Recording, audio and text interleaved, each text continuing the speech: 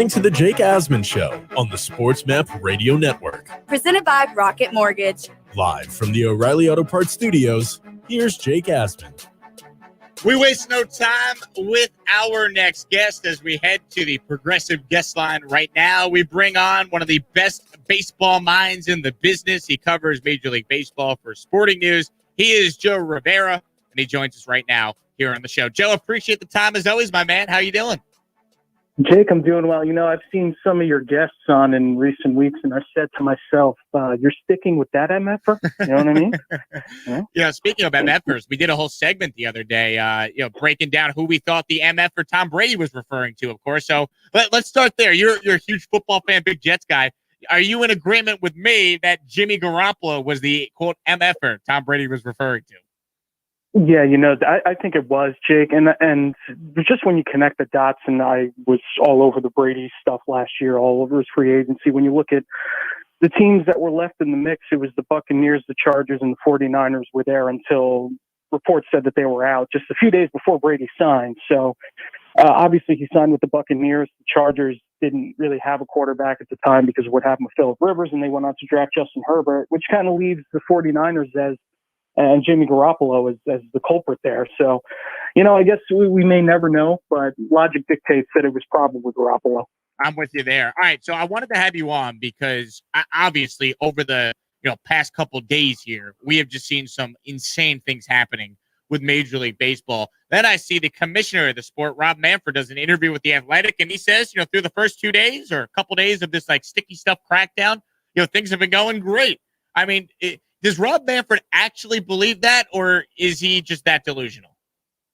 You know, great in what way? What is things are going very well mean, right, Jake? I think for me, it's, maybe it's going great as in, no guys have been caught with any sticky stuff on them, right? Or maybe it's great as in these guys are getting embarrassed on the field and it's not a good look for baseball. It's not a good look for the players at all. Who really knows what that means, to be honest with you? I mean, it's bad for the pitchers. It's bad for baseball at large. And the fact that Major League Baseball hasn't really sat down in the room and talked with these guys about the sticky stuff. And I know they said they'd be monitoring it before the season. And Manfred said that, there's been opportunities for the players to give input on what's going on. I don't really get the feel that baseball want to talk to these guys at all. So, it's kind of been a disaster. It's when Sergio Romo's dropping his pants. I mean, yeah, it's funny, but at the same time, it's like, come on, man, what are we doing? What are we really doing here? So it hasn't been great. We'll see where it goes from here. Like, does he think it's great that one of the best pitchers in the game, one of the best pitchers in the last 20 years, and Max Scherzer is getting searched 3 times, including in the middle of an inning? Like it's just. Manfred, every time he speaks, Joe, it's amazing. He says the wrong thing, it feels like, almost every time. Yeah, it hasn't. Manfred, certainly, he's had his quirks, right? And at the end of the day, baseball's still making money, and that's really what his job is. His job is to make money. But when it comes to the on-the-field stuff, yeah, he leaves something to be desired. And it hasn't just been Scherzer, right? When you're leaving guys like Max Scherzer exposed like that, Garrett Cole has to do these press conferences being asked if he's used spider tack before, and we all know how awkward that was.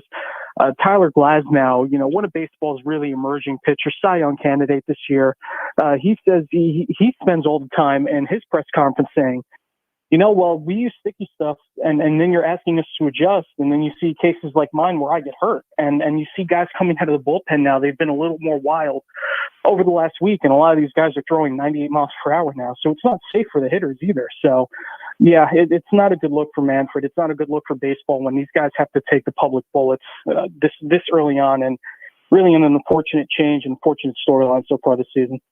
Here's the thing. Like, if they're going to implement this, I get it to a certain extent. They want to try and clean up the game. But, Joe, is the main issue, you think, for the players that they're doing this in the middle of the year? Like, would most of these pitchers maybe have been, way more receptive to all this had they just got together in the offseason and came up with, a rule or, a substance that would be universally allowed for pitchers to use? Oh, absolutely. And 95% of pitchers in Major League Baseball are using something, and that's where the gray area comes in. Now, are guys using spider tack and rosin to try and get a grip on the ball, which is kind of the substance of choice among a lot of these guys. And then where it gets messy is, are these guys using spider tack to really improve their stuff? And that's the gray area, right? I think that's what baseball really needs to take a closer look at. And the problem is they didn't want to. They just wanted to outlaw all of it. And Garrett Cole even alluded to it. He said, rather than just outlawing this stuff, why don't we talk about it? Why don't we have these conversations? Why don't we, put a jar of this stuff out on the mounds or have it monitored, come up with something that's universally used that nobody really has an issue with. And the fact that hitters in Major League Baseball haven't really had a problem with this either and this has been going on for forever, right? I mean, this has been going on pretty much for as long as baseballs have been thrown. And obviously, you're not talking about spitballs now, but guys used to load up the seams of the ball with pine tar. I don't think that's what's happening now. I don't think they're trying to load up the ball or scuff the ball or anything like that. But I do think a lot of these guys do just want to grip on the ball. So the fact that Major League Baseball hasn't said to these guys, hey, let's have a conversation about this, it's really an indictment on leadership. Joe Rivera, MLB reporter and columnist at Sporting News, with us here on the Jake Asman Show, talking about Manfred, talking about the Major League Baseball sticky stuff crackdown.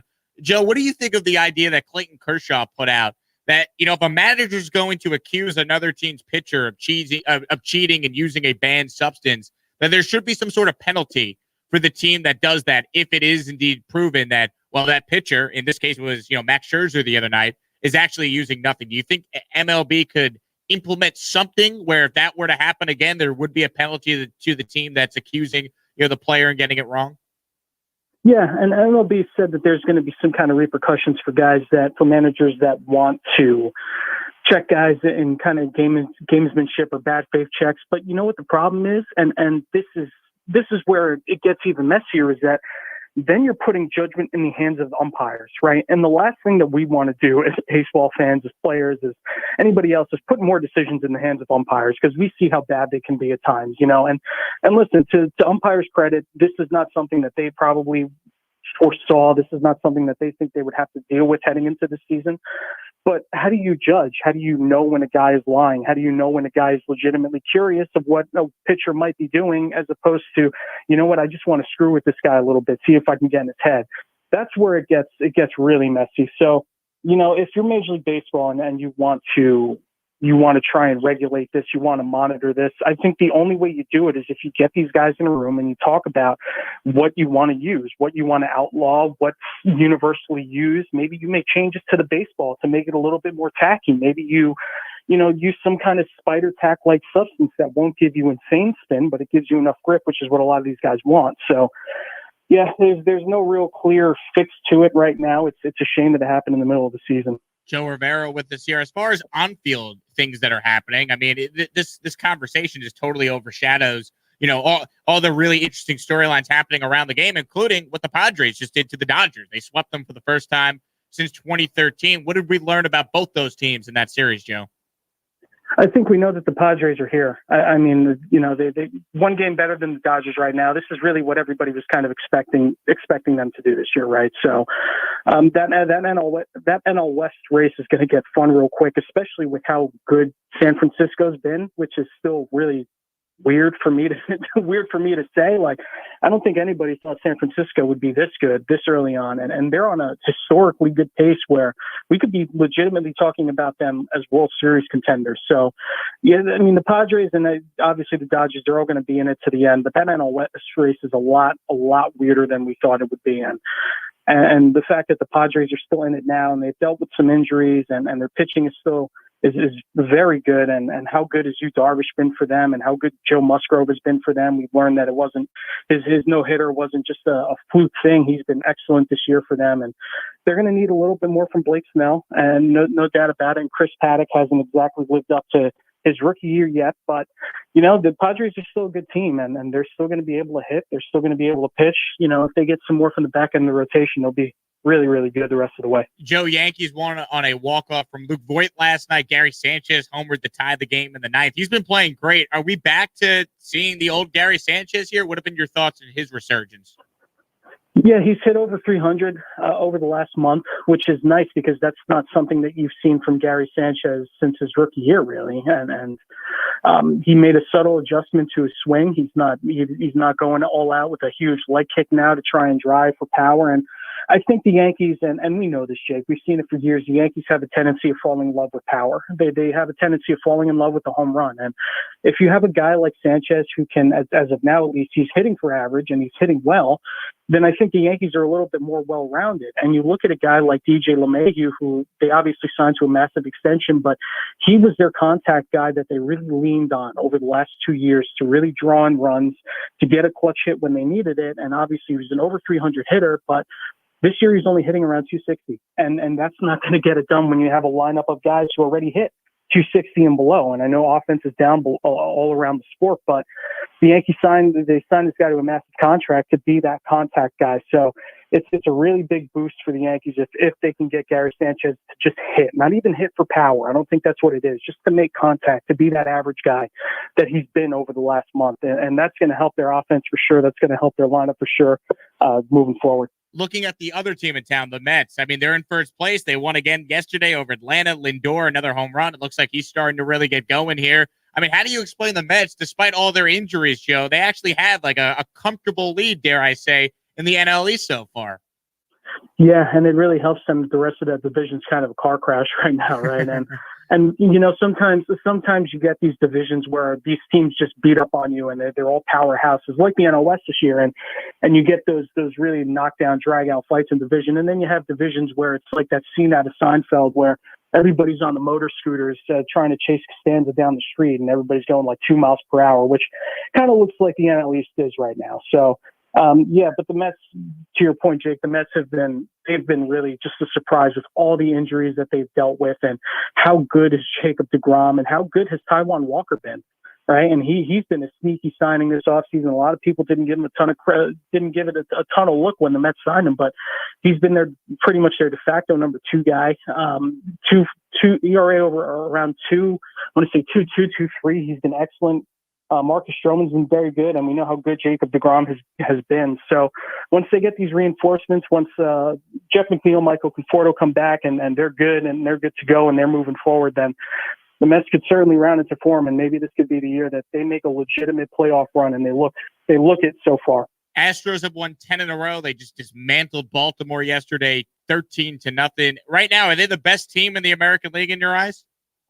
They can hit. They can hit for sure, and obviously one of the best offensive teams in the American League. So when you look at the rest of the American League, there's no one that really stands out to you, right? Like the A's are obviously very good, but the Astros are who we kind of thought they were, right? We knew that Jose Altuve would turn around. He would hit at some point.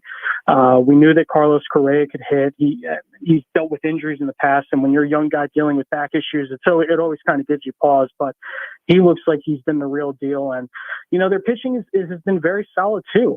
Greinke's been pretty good top there, and Lance McCullers has been very good. So I do think that they're up there. I mean, it's hard for me, obviously, to say a team like the Yankees, because I want to say they're only 5 games over 500 right now, and they're finally turning it around. It looks like maybe, but we've said that probably 3 or 4 times this season already. But it's hard to look at the American League, which is especially weak league this year, and say who's been better than the Astros. But they certainly, with their offense at the forefront, they've been just tremendous.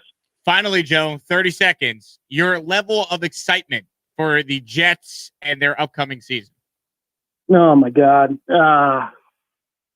This is the most excited I've been for a Jets team, Jake, and I don't know, over 10 years. Even I couldn't get excited for the Sanchez years because I was just waiting for the other shoe to drop because I was never a big Sanchez guy.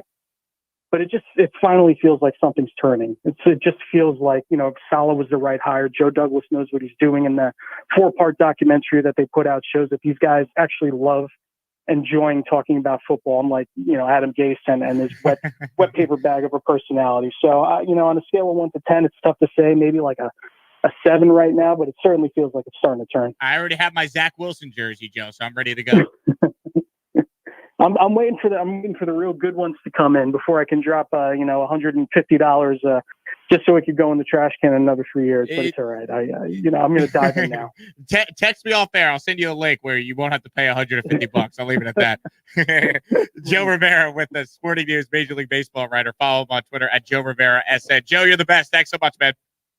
Jake, thanks for having me on, friend. Appreciate it. Joe Rivera with us there on our progressive guest line. Quick break. We'll be right back right here. Sports Map Radio. The middle. I was really glad that the